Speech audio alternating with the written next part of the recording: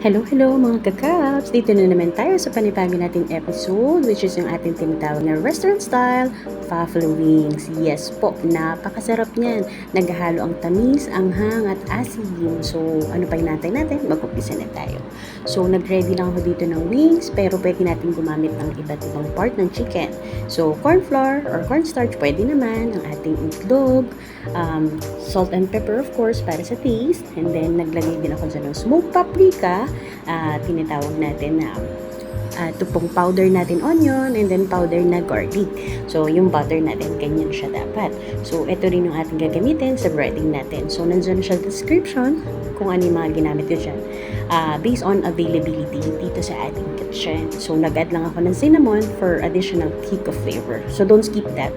Ayun. So, yun po. So, brineding ko na siya lahat like this para ready to first fry tayo. So, first fry natin, dapat low or medium fire tayo para hindi siya masunog. So, kailangan na natin maluto muna siya, pero mainit dapat ang mantika.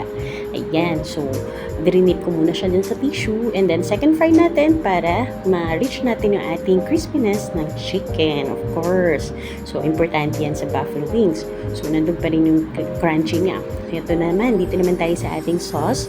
Yung ating sauce natin. So, ito yung mga available lang din sa kitchen. So, pwede nyo i-skip yung iba dyan. Kung ano available na meron tayo, so yun lang inad ko. So nilagyan ko siya nitong Indo food na tinatawag na parang hot sauce dito. And then of course lemon, hindi mawawala.